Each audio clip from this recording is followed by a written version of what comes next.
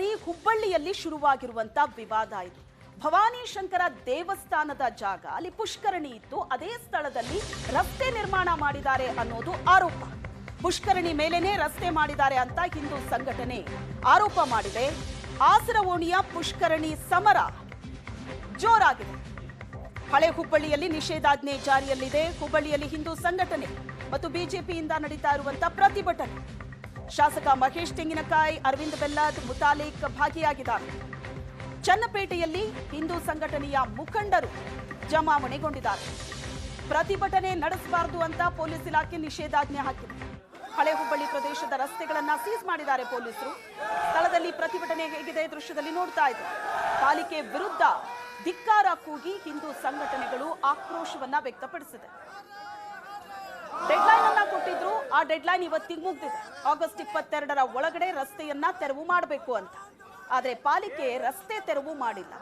ಅದೇ ಈಗ ಬಹಳ ದೊಡ್ಡ ಆಕ್ರೋಶಕ್ಕೆ ಕಾರಣ ಆಗಿರೋದು. ನಿಷೇಧಾಜ್ಞೆ ಜಾರಿಗೊಳಿಸಲಾಯಿತು ಮುಂಜಾಗ್ರತಾ ಕ್ರಮವಾಗಿ. ಯಾಕಂದ್ರೆ ಪ್ರತಿಭಟನೆ ಹೋರಾಟ ತೀವ್ರಗೊಳ್ಳುತ್ತೆ ಅನ್ನೋ ಕಾರಣಕ್ಕೆ ಈಗಾಗಲೇ ಪ್ರತಿಭಟನೆ ಜೋರಾಗಿದೆ.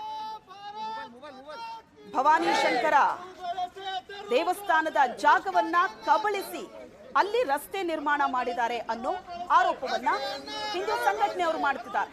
ಬಹಳ ದೊಡ್ಡ ಆಕ್ರೋಶಕ್ಕೆ ಇದು ಕಾರಣ ಆಗಿದೆ. ಕೂಡಲೇ ರಸ್ತೆಯನ್ನ ತೆರವು ಮಾಡಬೇಕು ಅಂತ ಹಿಂದೂ ಮುಖಂಡರು ಹೇಳ್ತಾ ಇದ್ದಾರೆ. ಆದರೆ ರಸ್ತೆ ತೆರವು ಮಾಡಿಲ್ಲ. ಮತ್ತೊಂದು ಕಡೆ ಗಲ್ಲಿ ಗಲ್ಲಿಯಲ್ಲೂ ಪೊಲೀಸರನ್ನ ನಿಯೋಜನೆ ಮಾಡಲಾಗಿದೆ.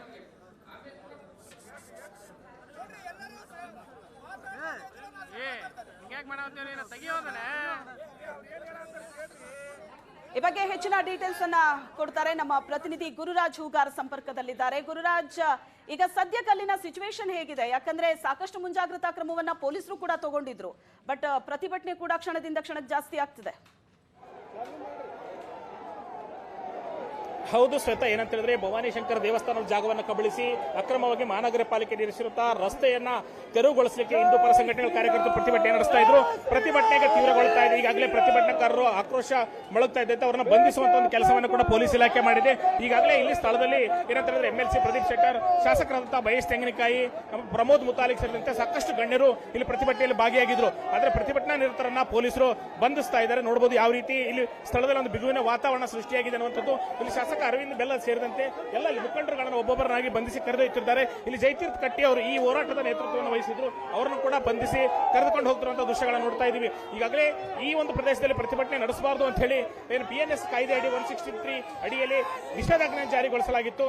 ಗುಂಪು ಸೇರಬಾರದು ಅಂತ ಹೇಳಿ ಯಾವುದೇ ರೀತಿ ಮೈಕ್ ಗಳನ್ನು ಬಳಕೆ ಮಾಡಬಾರದು ಅಂತ ಹೇಳಿ ಪೊಲೀಸರು ಒಂದು ಕಟ್ಟುನಿಟ್ಟಿನ ಸೂಚನೆಯನ್ನು ಹೊರಡಿಸಿದ್ರು. ಆದಾಗ್ಯೂ ಕೂಡ ಇಲ್ಲಿ ಪ್ರತಿಭಟನೆ ನಡೀತಾ ಇತ್ತು. ಪ್ರತಿಭಟನೆ ಬಂಧಿಸುವಂತ ಒಂದು ಕೆಲಸ ಆಗಿದೆ. ಈಗಾಗಲೇ ನೋಡಬಹುದು ಇಲ್ಲಿ ಶಾಸಕ ಮಹೇಶ್ ತೆಂಗಿನಕಾಯಿ ಅವರು ಕೂಡ ಈ ಬಸ್ನಲ್ಲಿದ್ದಾರೆ. ಅವ್ರನ್ನು ಕೂಡ ಒಂದು ಮಾತನಾಡಿಸುವಂತ ಪ್ರಯತ್ನವನ್ನು ಮಾಡ್ತಾರೆ. ಇಲ್ಲಿ ಅಂದ್ರೆ ಸುಮಾರು ಒಂದು 300ರಿಂದ 400 ಜನ ಪ್ರತಿಭಟನಾಕಾರರು ಜಮಾವಣೆಗೊಂಡಿದ್ರು. ಚನ್ನಪೇಟೆಯ ಮುಖ್ಯ ರಸ್ತೆ ಇವತ್ತು ಪುಷ್ಕರಣಿ ಹೋರಾಟವನ್ನ ಇವತ್ತು ಪ್ರಾರಂಭ ಆಗಿದೆ. ಮೊದಲನೇ ದಿನದ ಹೋರಾಟನ ಇವತ್ತು ಪ್ರಾರಂಭ ಮಾಡಿದ್ದೇವೆ. ಹುಬ್ಬಳ್ಳಿ ಚೆನ್ನಮ್ಮ ಮೈದಾನ ಆಗಲಿ, ಅಯೋಧ್ಯೆಯ ರಾಮ ಮಂದಿರ ಆಗಲಿ, ಕಾಶ್ಮೀರದಲ್ಲಿ ಧ್ವಜವನ್ನು ಹರಿಸೋದಾಗಲಿ, ಎಲ್ಲ ಸಂದರ್ಭದಲ್ಲಿ ಕೂಡ ನಾವೇನನ್ನು ಅಂತ ತೋರಿಸಿದ್ದೇವೆ. ಇವತ್ತು ವಿನಾಕಾರಣ ಪುಷ್ಕರಣಿ ಸ್ಥಳದಲ್ಲಿ ಇವತ್ತು ರೋಡನ್ನು ಮಾಡುವ ಮುಖಾಂತರ ಆ ಜಾಗವನ್ನು ಕೂಡ ಕಬಳಿಸತಕ್ಕಂಥ ಕೆಲಸವನ್ನ ಇಲ್ಲಿ ಕಾಂಗ್ರೆಸ್ ಕಾರ್ಪೊರೇಟರ್ ಮಾಡಿದ್ದಾರೆ. ಹೀಗಾಗಿ ನಮ್ದು ಆಗ್ರಹ ಐತಿ, ತಕ್ಷಣ ರೋಡನ್ನು ತೆಗಿಬೇಕು ಮತ್ತು ಉತ್ಖನನವನ್ನು ಮಾಡುವ ಮುಖಾಂತರ ಅಲ್ಲಿ ಏನು ಪುಷ್ಕರಣಿ ಇತ್ತು ಅದನ್ನು ಓಪನ್ ಮಾಡತಕ್ಕಂಥ ಕೆಲಸವನ್ನ ರಾಜ್ಯ ಇಲಾಖೆ ಮಾಡಬೇಕನ್ನೋದು ಆಗ್ರಹವನ್ನು ಮಾಡ್ತೀವಿ. ಇದು ಮಹೇಶ್ ತೆಂಗಿನಕಾಯಿ ಅವರ ಮಾತು. ಮತ್ತೊಂದು ಕಡೆ ಅರವಿಂದ್ ಬೆಲ್ಲದವರನ್ನು ಕೂಡ ಬಂಧಿಸುವಂತ ಕೆಲಸ ಆಗಿದೆ. ಅರವಿಂದ್ ಬೆಲ್ಲದವರನ್ನು ಬಂಧಿಸಲಾಗಿದೆ. ಪ್ರಮೋದ್ ಮುತಾಲಿಕ್ ಅವರನ್ನು ಕೂಡ ಪೊಲೀಸರು ವಶಕ್ಕೆ ತೆಗೆದುಕೊಂಡಿದ್ದಾರೆ. ಇಲ್ಲಿ 3-4 ಬಸ್ಗಳಲ್ಲಿ ಮುಂಜಾಗ್ರತಾ ಕ್ರಮ ಮೊದಲೇ ಪೊಲೀಸರು ಇಲ್ಲಿ ಬ್ಯಾರಿಕೇಡ್ಗಳನ್ನು ಹಾಕಿ ಪ್ರತಿಭಟನಾ ನಿರತರನ್ನು ತಡಿಲಿಕ್ಕೆ ಪ್ಲಾನ್ ಅನ್ನು ಮಾಡ್ಕೊಂಡಿದ್ರು. ಇಲ್ಲಿ ನೋಡಬಹುದು ಪುಷ್ಕರಣಿ ಬೇಕು ಅನ್ನುವಂತ ಪ್ಲಕಾರ್ಡ್ಗಳನ್ನು ಹಿಡಿದು ಪ್ರತಿಭಟನಾ ನಿರತರು ಪ್ರತಿಭಟಿಸ್ತಾ ಇರುವಂತಹ ದೃಶ್ಯವನ್ನು ನೋಡ್ತಾ ಇದೀವಿ. ಇಲ್ಲಿ ಪೊಲೀಸರು ಅವರನ್ನು ಹಿಡಿದು ಒಳಗಡೆ ಕರೆದುಕೊಂಡು ಹೋಗ್ತಾ ಇದ್ದಾರೆ. ಅಷ್ಟೇ ಅಲ್ಲ 3 ಬಸ್ಗಳಲ್ಲಿ ಇಲ್ಲಿ ಪ್ರತಿಭಟನಾಕಾರರು ತುಂಬಿಕೊಂಡಿದ್ದಾರೆ. ಮುಂದುಗಡೆ ಇದ್ದಾರೆ ಶ್ವೇತಾ, ಅವ್ರನ್ನು ಕೂಡ ಮಾತನಾಡಿಸ್ತಾನೆ. ಅಲ್ಲಿ ಪ್ರತಿಭಟನಾ ನಿರತರು ಏನ್ ಹೇಳ್ತಾರೆ, ಈ ಹೋರಾಟದ ನೇತೃತ್ವವನ್ನು ವಹಿಸಿದಂತವ್ರು ಏನ್ ಹೇಳ್ತಾರೆ ಅಂತ ಕೇಳೋಣ.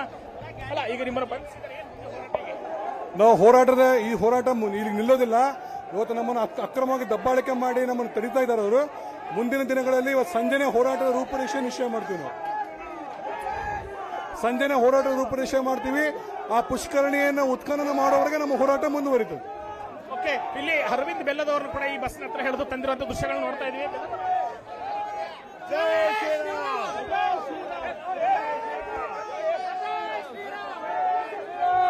ಸ್ಥಳದಲ್ಲಿ ಒಂದ್ ರೀತಿ ನೂಕುನುಗ್ಗಲು ಉಂಟಾಗ್ತಾ ಇದೆ, ಒಂದು ಕ್ಷಣ ಅಡಚಣೆ ಆಗ್ತಾ ಇದೆ.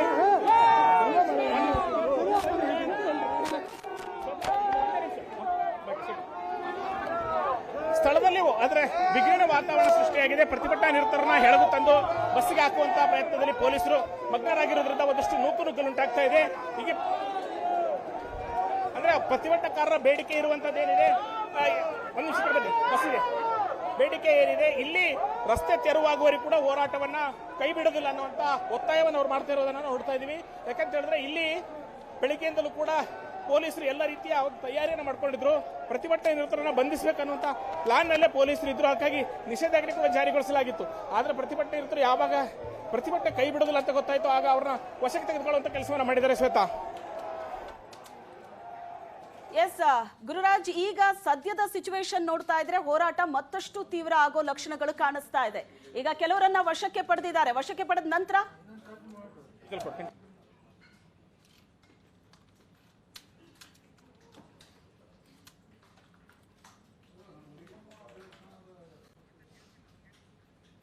ಗುರುರಾಜ್, ನನ್ನ ಧ್ವನಿ ಕೇಳಿಸ್ತಾ ಇದೆಯಾ? ಈಗ ಕೆಲವರನ್ನ ವಶಕ್ಕೆ ಪಡೆದಿದ್ದಾರೆ. ಮತ್ತೆ ಸಂಪರ್ಕ ಮಾಡ್ತೀವಿ. ಹುಬ್ಬಳ್ಳಿಯಲ್ಲಿ ಶುರುವಾಗಿರುವಂತಹ ವಿವಾದ ಇದು. ಲೈವ್ ದೃಶ್ಯಗಳನ್ನ ನೋಡ್ತಾ ಇದ್ದೀರಿ. ಹಿಂದೂ ಸಂಘಟನೆ ಮತ್ತು ಬಿಜೆಪಿಯಿಂದ ಹೋರಾಟ ನಡೀತಾ ಇದೆ. ಪುಷ್ಕರಣಿ ವಿವಾದ ಜೋರಾಗಿದೆ.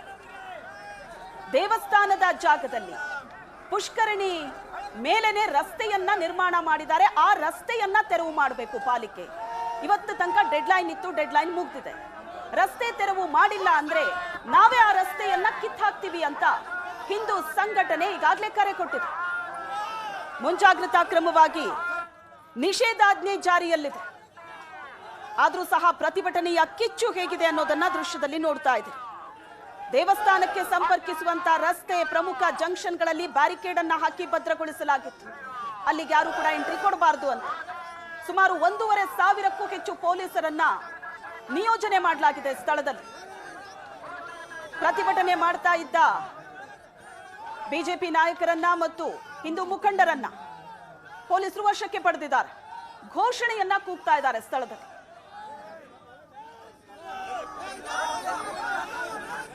ಪ್ರಸಿದ್ಧ ಭವಾನಿ ಶಂಕರ ದೇವಸ್ಥಾನ ಇದು.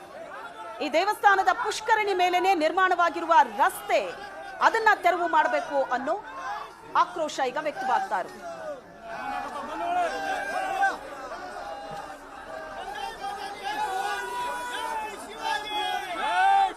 ಒಂದು ಕಾರ್ಪೊರೇಷನ್ ಕಮಿಷನರ್ ಕಾನೂನು ಉಲ್ಲಂಘನೆ ಮಾಡಿದ್ದಾರೆ. ಅವ್ರ ದಾಖಲೆಗಳನ್ನ ಕಸದ ಬುಟ್ಟಿಯಲ್ಲಿ ಎಸೆದಿದ್ದಾರೆ. ಕಾಂಗ್ರೆಸ್ ಏಜೆಂಟ್ ಆಗಿ ಕೆಲಸ ಮಾಡ್ತಾ ಇದ್ದಾರೆ. ಎರಡನೇ ಅವರು ಮುಜರಾಯಿಯ ಸಂಬಂಧಪಟ್ಟಂತ ಅಧಿಕಾರಿಗಳು. ಪುರಾತತ್ವ ಇಲಾಖೆಯಲ್ಲಿ ನಿಮ್ಮ ಕಚೇರಿಯಲ್ಲೇ ದಾಖಲೆಗಳಿದಾವೆ. ನೀವೇ ಕೊಟ್ಟಂತ ದಾಖಲೆಗಳ ಬೇಕಾದಷ್ಟು ಇವತ್ತು ಕಾರ್ಪೊರೇಷನ್ ಆಗಲಿ ಕಮಿಷನರ್ ಆಗಲಿ ಕೊಟ್ಟಿದ್ದಿದೆ. ಆದರೂ ಕೂಡ ಇವತ್ತು ನೀವು ರಕ್ಷಣೆ ಮಾಡಬೇಕಾದಂತ ಪುರಾತತ್ವ ಇಲಾಖೆ, ನೀವು ಪೇಮೆಂಟ್ ತಗೊಳ್ತಾರೆ, ಪಗಾರ ತಗೊಳ್ತಾರೆ, ಎಸಿ ಆಫೀಸ್ ನಲ್ಲಿ ಕೂತ್ಕೊಳ್ತೀರಿ. ಯಾತಕ್ಕೆ? ಸಗಣಿ ತಿನ್ನಕ?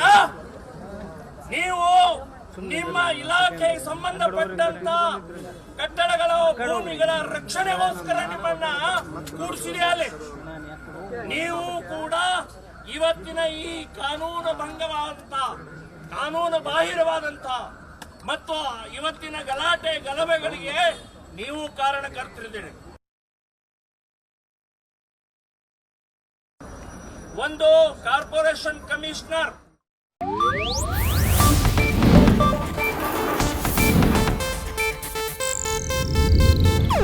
ಇದು ಏಷ್ಯಾನೆಟ್ ನ್ಯೂಸ್ ನೆಟ್ವರ್ಕ್ ಪ್ರಸ್ತುತಿ.